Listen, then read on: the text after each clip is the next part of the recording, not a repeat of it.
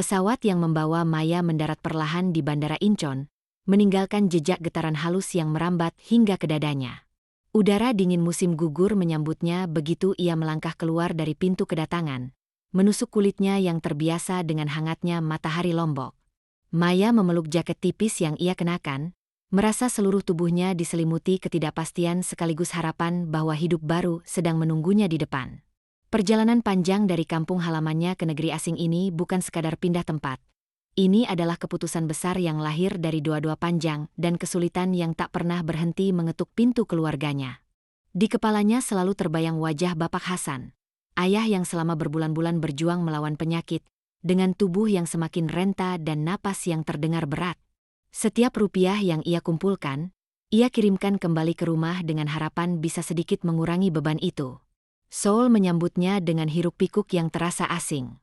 Suara pengumuman dari pengeras suara terdengar dalam bahasa yang belum sepenuhnya ia mengerti. Orang-orang berjalan cepat, terburu-buru seolah waktu di negara ini tidak pernah memperlambat langkah. Maya menghela napas panjang, menenangkan dirinya. Ia tahu, mulai hari itu, ia harus belajar menjadi lebih kuat.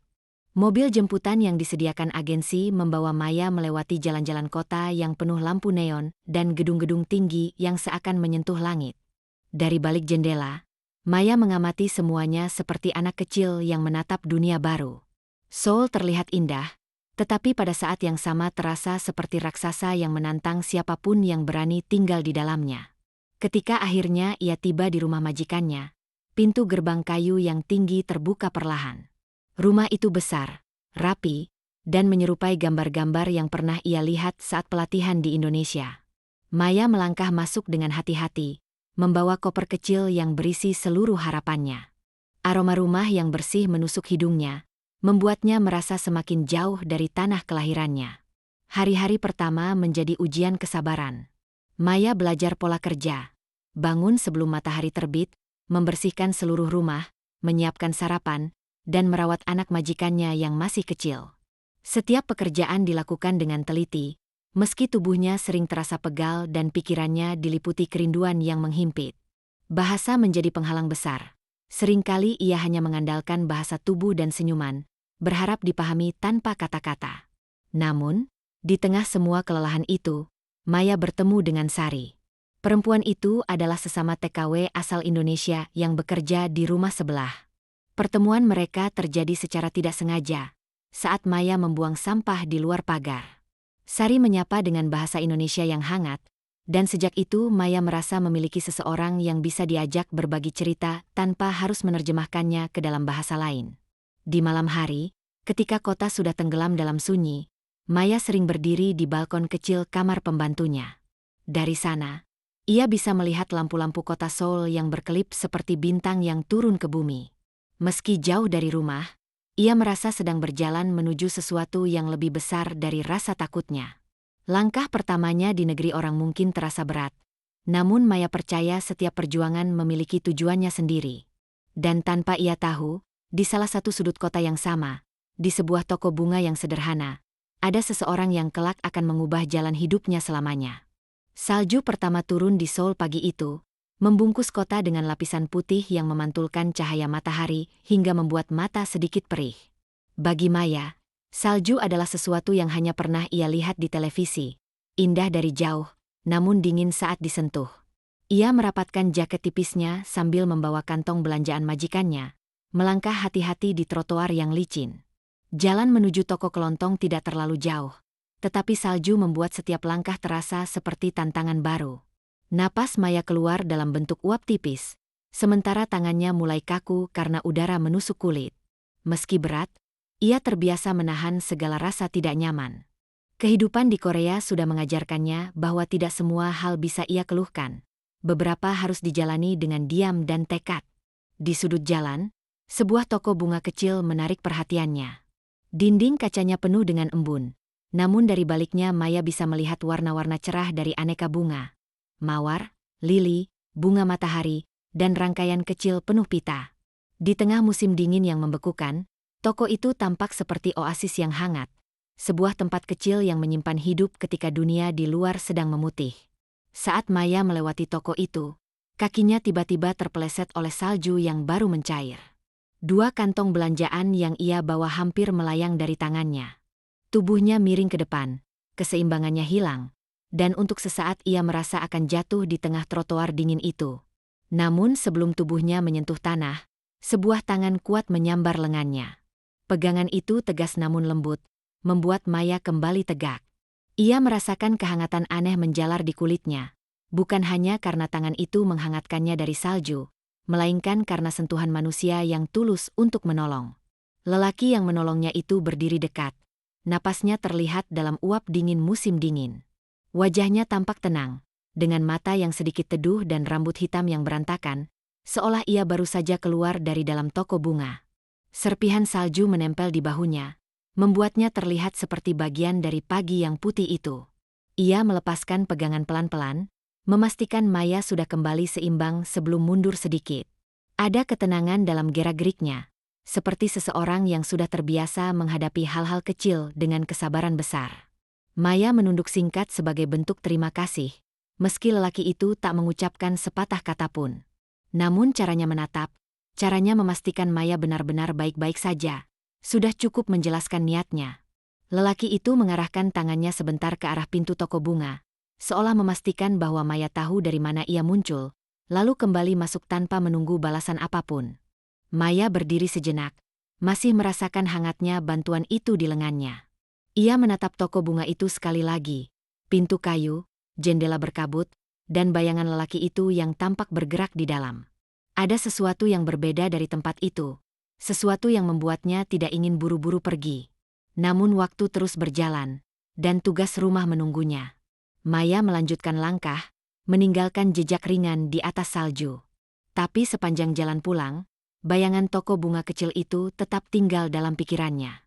Ia tidak tahu nama lelaki yang menyelamatkannya, ataupun alasan mengapa bayangan matanya terus teringat. Yang ia tahu hanya satu, pagi itu, di tengah dinginnya salju pertama, sesuatu telah berubah. Dan sebuah toko bunga sederhana di Mapodong, Seoul, akan menjadi tempat di mana kisah yang tidak pernah ia rencanakan akan bermula. Hari-hari berikutnya membawa Maya pada rutinitas yang sama. Bangun pagi, menyiapkan kebutuhan majikan, dan menyelesaikan pekerjaan rumah satu persatu. Namun sejak kejadian di trotoar bersalju itu, setiap kali ia keluar rumah untuk berbelanja, ingatannya selalu tertuju pada toko bunga kecil di sudut jalan.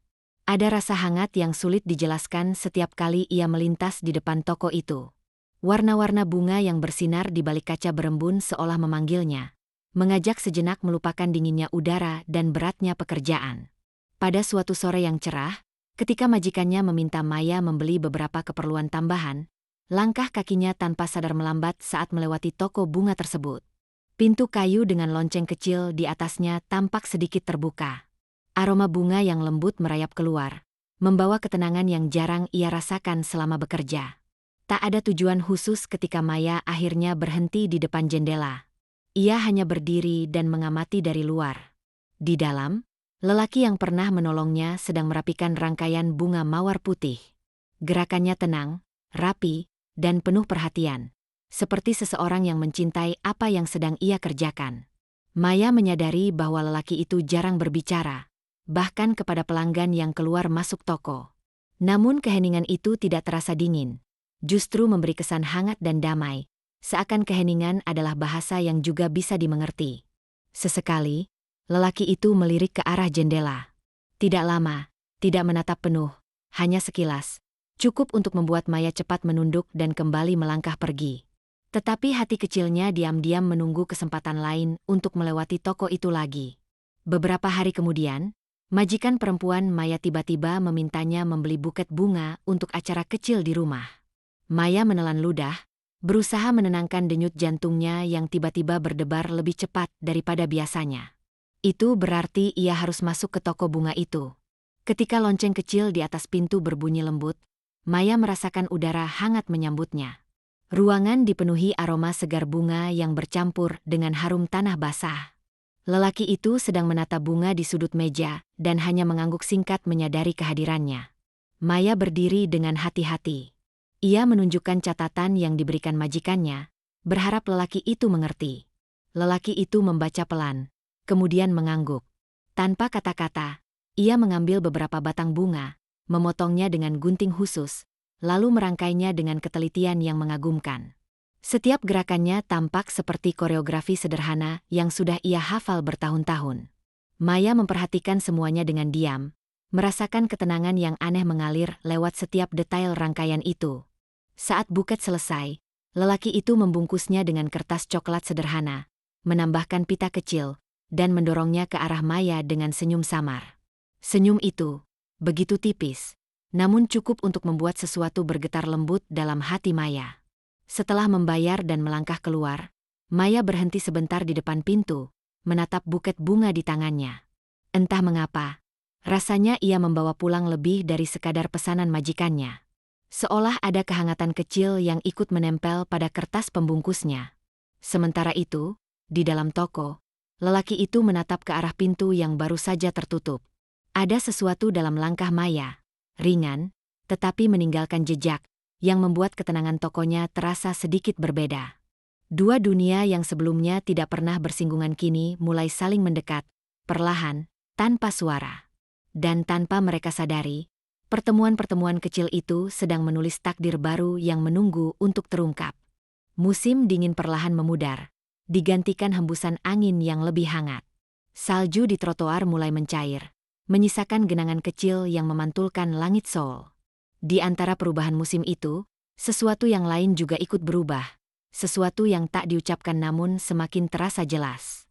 Maya mulai terbiasa melewati toko bunga itu. Kadang ia hanya lewat, kadang masuk untuk membeli sedikit bunga tambahan yang tak diminta majikannya, sekadar alasan untuk berada di sana beberapa menit lebih lama. Namun setiap kedatangannya selalu disambut cara yang sama. Pandangan mata tenang dari lelaki itu, senyum tipis yang jarang muncul, dan keheningan yang entah kenapa terasa lebih hangat dibanding kata-kata.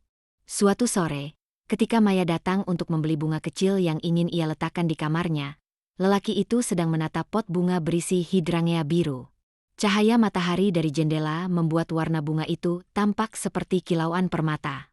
Maya berhenti beberapa langkah dari meja, mengamati keindahan itu dengan mata berbinar. Lelaki itu memperhatikan bagaimana Maya menatap bunga-bunga itu dengan kagum. Untuk pertama kalinya, ia memilih satu pot kecil, menuliskan harga yang sedikit lebih rendah dari biasanya, lalu mendorongnya ke arah Maya. Gerakan kecil itu seperti hadiah yang tidak diucapkan, sebuah isyarat lembut bahwa kehadiran Maya selalu ia sadari. Maya sempat terdiam, tidak tahu harus membalas bagaimana selain dengan senyum penuh terima kasih. Senyum yang membuat lelaki itu menundukkan kepala sedikit, menyembunyikan rona tipis yang bahkan ia sendiri tidak sadari muncul. Seiring berjalannya hari, perhatian kecil itu semakin sering datang. Suatu kali, lelaki itu diam-diam menambahkan bunga kecil ke dalam buket pesanan Maya. Di lain waktu, ia membukakan pintu lebih cepat ketika mendengar langkah Maya dari luar. Bahkan di musim semi, ketika toko dipenuhi pelanggan, pandangannya selalu sempat mencari Maya di sela kesibukan. Namun perasaan yang tumbuh itu tidak selalu membawa kenyamanan. Maya sering berpikir dua kali sebelum melangkah ke toko itu. Ia sadar statusnya sebagai TKW membuat hidupnya tidak memiliki banyak ruang untuk mimpi, apalagi untuk perasaan yang mungkin berakhir rumit. Ia datang ke Korea bukan untuk mencari cinta, melainkan untuk bekerja demi keluarganya. Tetapi perasaan tidak pernah meminta izin untuk tumbuh. Di malam-malam panjang, saat ia duduk di balkon kecil kamarnya, Maya sering memikirkan lelaki itu. Cara ia merangkai bunga dengan lembut, cara matanya selalu memancarkan ketenangan, hingga caranya memperlakukan Maya seperti seseorang yang dihargai, bukan hanya gadis asing yang kebetulan lewat. Sementara itu, lelaki itu, yang akhirnya Maya ketahui bernama Kang Ji-hun dari papan kecil di kasir, mulai menyadari bahwa hari-hari ketika Maya tidak lewat di depan tokonya terasa lebih sunyi. Ia tidak tahu sejak kapan gadis Indonesia itu mengisi ruang kecil dalam pikirannya. Mungkin sejak salju pertama, atau mungkin sejak ia mendengar Maya mengucapkan terima kasih dengan aksen lembut yang sulit ia lupakan. Pada satu sore yang cerah, ketika bunga-bunga musim semi sedang mekar paling indah, Maya tanpa sadar berhenti lebih lama di depan toko bunga itu. Ji-hun melihatnya dari balik jendela. Tanpa berpikir panjang, ia membuka pintu dan berdiri di ambang, seakan mengundang Maya masuk meski tanpa kata-kata. Maya menatapnya, lalu menunduk pelan sebelum melangkah masuk. Suasana hening, tetapi tidak kikuk. Justru terasa seperti tempat yang sudah ia kenal. Seperti rumah kecil yang menunggu kedatangannya. Itulah saat Maya menyadari satu hal yang menakutkan sekaligus indah. Bahwa tanpa ia sadari, dirinya mulai membuka hati di negeri orang. Kepada seseorang yang tidak pernah ia rencanakan untuk ditemui. Dan di balik meja penuh bunga itu, Kang Ji-hun juga merasakan hal yang sama, meski ia belum tahu bagaimana mengatakannya. Untuk sementara, keduanya membiarkan perasaan itu tumbuh diam-diam, seperti bunga liar yang mekar tanpa suara. Musim semi yang hangat berubah perlahan menjadi awal musim panas. Bunga-bunga di toko Ji-hun mulai menunjukkan warna paling cemerlangnya. Namun suasana hati Maya justru mulai dipenuhi kegelisahan yang sulit ia sembunyikan. Hubungan mereka, meski belum pernah diucapkan sebagai hubungan, sudah terasa lebih dari sekadar pertemanan. Mereka kini mengenal satu sama lain lewat perhatian-perhatian kecil yang tidak pernah direncanakan. Namun dunia di luar toko bunga itu tidak selamanya sehangat aromanya. Di rumah majikannya, Maya mulai mendengar bisikan-bisikan halus yang tidak menyenangkan. Beberapa tetangga yang sering melihatnya mampir ke toko bunga mulai melempar tatapan curiga. Bisikan kecil dalam bahasa Korea yang belum sepenuhnya ia pahami terasa seperti jarum-jarum kecil yang menusuk dadanya.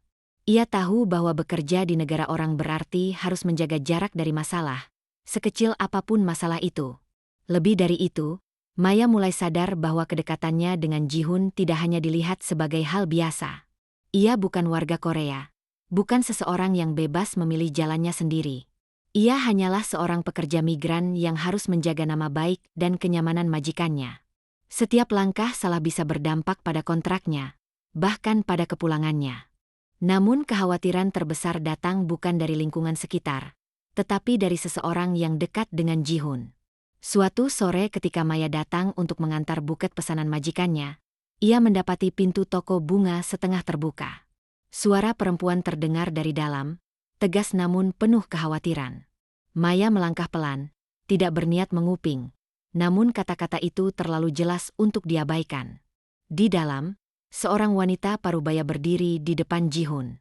Wajahnya mirip dengan lelaki itu, matanya tajam namun lelah, bibirnya terkatup rapat menahan emosi. Ia adalah Eoma Ji-hun. Entah bagaimana Maya tahu, namun tatapannya yang tegas sangat mencerminkan sosok ibu yang melindungi anaknya. Wanita itu berbicara dengan nada yang jelas mengandung ketidaksetujuan. Maya tidak memahami semua kalimatnya, tetapi ia bisa menangkap kata-kata yang cukup familiar. Pekerja asing, tidak stabil, masa depan, risiko. Hatinya mencelos. Ketika Ji-hun mencoba menjelaskan, suaranya jauh lebih pelan namun tetap tegas. Maya bisa melihat bahwa ia sedang berusaha meyakinkan ibunya bahwa tidak ada yang salah dengan kedekatannya dengan Maya.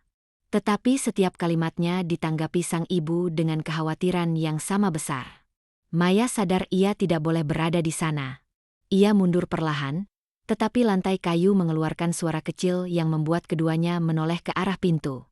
Ji-hun tampak terkejut melihat Maya, sementara ibunya memandangnya dari kepala hingga kaki dengan tatapan yang tidak dapat Maya artikan sebagai hal lain selain penolakan. Tak ada kata yang terucap, baik dari Maya maupun dari mereka.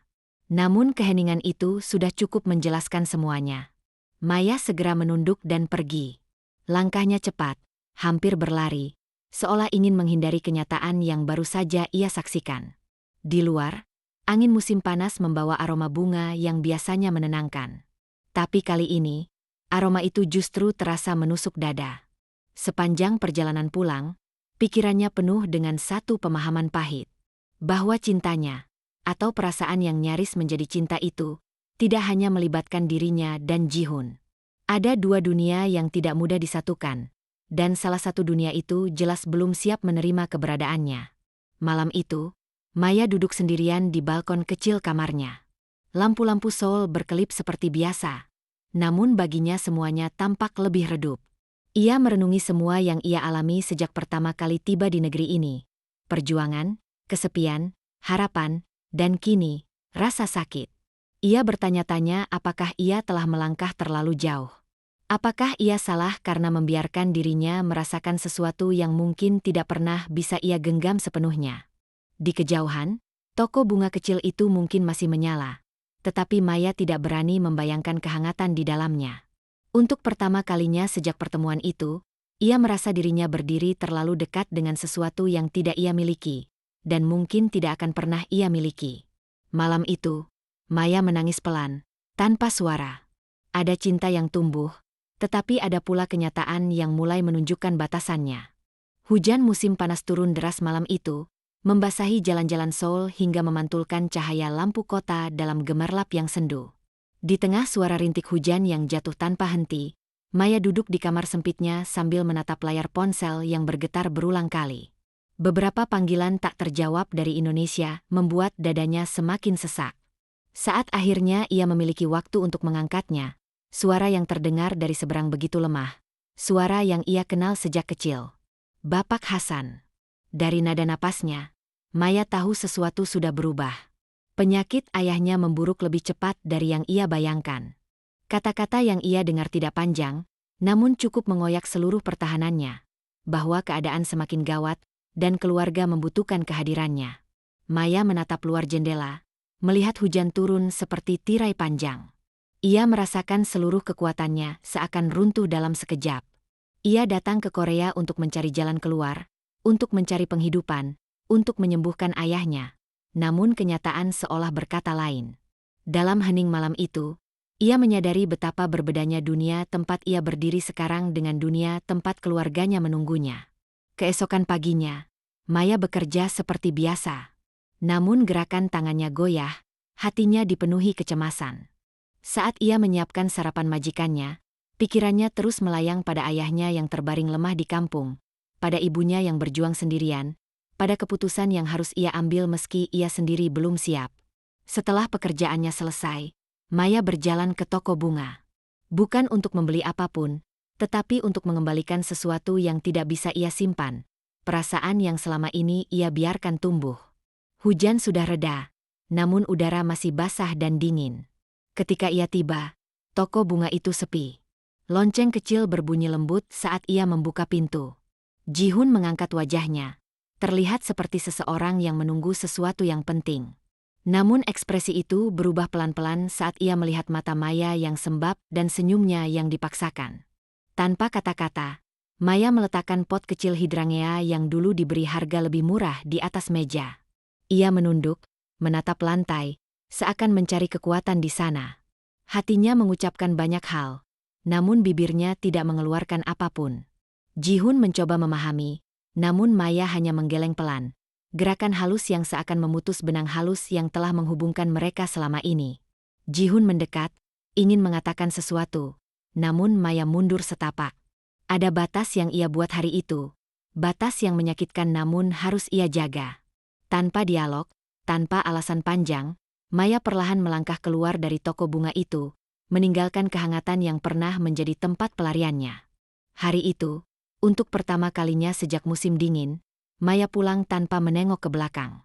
Malamnya, ia menulis pesan untuk agensi, permohonan cuti darurat dan izin untuk kembali ke Indonesia segera. Tidak ada pilihan lain. Ketika hidup meminta seseorang memilih antara cinta dan keluarga, Maya tahu mana yang harus ia dahulukan, meski hatinya tercabik. Beberapa hari kemudian, dengan koper kecil yang sama seperti saat ia datang, Maya berdiri di Bandara Incheon. Kota yang pernah membuatnya merasa kuat kini membuatnya merasa berat. Di luar, langit tampak mendung, seolah ikut merasakan perpisahan itu. Sementara itu, di toko bunga kecil yang menjadi saksi perjalanan mereka, Kang Ji-hun duduk lama di kursi kayu dekat jendela. Di hadapannya, pot hidrangea yang ditinggalkan Maya tampak setengah layu. Ji-hun menyentuh kelopaknya perlahan, menyadari bahwa kepergian Maya meninggalkan ruang sunyi yang tidak bisa ia isi dengan bunga apapun.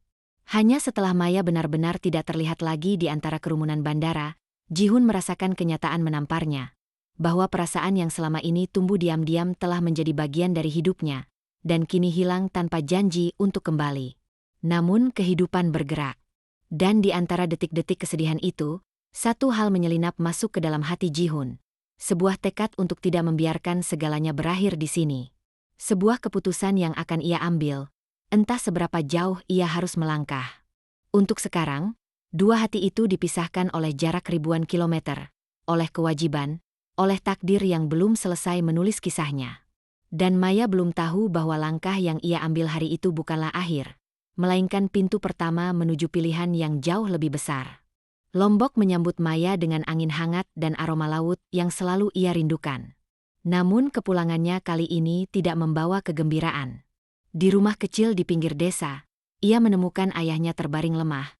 Kulitnya pucat namun tetap tersenyum saat melihat putrinya pulang. Maya duduk di sisi ranjang, memegang tangan ayahnya erat-erat, seolah pegangan itu bisa menghentikan waktu. Beberapa hari berikutnya berjalan seperti mimpi yang kabur. Maya menghabiskan waktu merawat ayahnya, menyiapkan obat, memasak, dan menemani setiap malam yang dipenuhi doa. Meski tubuhnya ada di Lombok, pikirannya kadang melayang jauh ke Seoul, ke toko bunga kecil yang hangat, ke aroma hidrangea, dan ke mata Ji-hun yang penuh ketenangan namun menyimpan luka. Ia mencoba mengabaikan rasa rindu itu. Namun rindu punya cara sendiri untuk muncul, bahkan ketika ia berusaha melupakannya. Hingga suatu pagi, ketika matahari baru saja naik dan angin membawa aroma tanah basah dari hujan malam sebelumnya, suara motor berhenti di depan rumah. Maya, yang sedang menjemur pakaian, menoleh dan terdiam. Di depan pagar bambu, berdiri seorang lelaki dengan rambut sedikit kusut karena angin perjalanan. Matanya mencari-cari, dan ketika ditemukan, ia menatap Maya seolah baru menemukan sesuatu yang hilang. Kang Ji-hun. Maya terpaku, tidak percaya. Cara laki-laki itu berdiri di tengah desa kecilnya terasa seperti adegan dari dunia yang berbeda. Namun itu nyata, dia benar-benar ada di sana, datang dari jauh tanpa pemberitahuan. Ji-hun tidak berkata apapun. Namun langkahnya mendekat, perlahan, seolah takut mengganggu udara di sekitarnya. Maya menunduk, menahan perasaan yang menyeruak begitu kuat. Ada kehangatan yang ia rindukan, tetapi juga ketakutan yang ia simpan. Beberapa langkah kemudian, Ji-hun memberi salam sederhana kepada ibunda Maya yang keluar dari dalam rumah. Meski bingung, sang ibu mempersilakannya masuk. Di ruang tengah yang sederhana dengan tikar rotan dan tembok yang sedikit mengelupas, Ji-hun duduk dengan tenang, membawa seikat kecil bunga yang ia rangkai sendiri, bunga yang tidak ada di Lombok, bunga khas musim semi Seoul. Untuk ayah Maya. Ketika bunga itu diletakkan di samping ranjang, Maya menunduk. Perhatian kecil itu, yang dulu membuatnya tersentuh di toko bunga, kini terasa jauh lebih dalam. Ayahnya tersenyum, meski suaranya nyaris tidak terdengar. Hari-hari setelah itu menjadi masa yang aneh dan hangat sekaligus. Ji-hun tinggal beberapa hari di Lombok, membantu pekerjaan rumah ringan, ikut menyiram tanaman di halaman, bahkan duduk diam menemani ayah Maya yang bercerita pelan tentang masa mudanya. Meski mereka tidak memiliki bahasa yang sama, keduanya mengerti satu sama lain lewat senyuman dan gerakan sederhana. Maya menyaksikan semuanya dengan hati yang bergetar. Ia melihat bagaimana Ji-hun berusaha memahami dunianya, bagaimana ia belajar menghormati budaya dan keluarga Maya. Perlahan, ketakutan dalam hati Maya berubah menjadi keyakinan kecil yang tumbuh tanpa ia sadari. Pada malam terakhir sebelum Ji-hun kembali ke Korea, keduanya duduk di halaman rumah yang diterangi cahaya bulan. Angin laut berhembus pelan, membawa suara ombak yang memecah di kejauhan. Dengan tangan yang sedikit gemetar, Ji-hun mengambil sesuatu dari sakunya, sebuah cincin sederhana, terbuat dari perak dengan ukiran kecil berbentuk kelopak hidrangea. Ia tidak mengucapkan banyak kata. Tidak ada janji muluk, tidak ada kalimat romantis. Hanya tatapan penuh ketulusan dan satu gerakan kecil yang mengubah segalanya. Di bawah langit Lombok yang penuh bintang, Maya menerima cincin itu dengan napas bergetar. Air matanya jatuh, bukan karena takut, melainkan karena untuk pertama kalinya ia merasa bahwa cintanya, yang dulu ia anggap mustahil, ternyata bisa diperjuangkan. Beberapa bulan kemudian, setelah kondisi ayahnya stabil dan Maya menyelesaikan urusannya di Indonesia, ia kembali ke Korea. Kali ini bukan sebagai pekerja yang datang dengan hati yang cemas, melainkan sebagai seseorang yang punya tujuan baru, seseorang yang akan membangun hidupnya sendiri. Toko bunga kecil itu menyambutnya dengan aroma yang sama. Di sana, Ji-hun menunggu dengan senyum hangat yang tidak lagi ragu. Mereka menikah dalam upacara sederhana di sebuah taman kecil di Seoul. Hanya keluarga terdekat dan beberapa sahabat yang hadir, Sari yang menangis haru, Halmeoni Eun yang memeluk Maya dengan tangan gemetar namun penuh cinta, dan Ibu Jihun yang akhirnya menerima Maya setelah melihat ketulusan yang tak bisa dibantah. Waktu berlalu. Maya dan Jihun menjalankan toko bunga bersama. Tangan Maya kini terbiasa merangkai bunga, dan senyum Jihun semakin sering muncul. Toko itu menjadi rumah kecil mereka, tempat dua dunia dipertemukan dalam harmoni yang tidak pernah mereka rencanakan. Dan di bawah langit Seoul yang baru, Maya menemukan arti rumah. Bukan tempat di mana ia dilahirkan, melainkan tempat di mana hatinya akhirnya bisa pulang. Terima kasih sudah mendengarkan cerita hari ini. Kalau kamu menyukainya, klik tombol suka, tinggalkan pendapatmu, dan jangan lupa subscribe serta aktifkan lonceng agar aku bisa menemanimu di cerita berikutnya.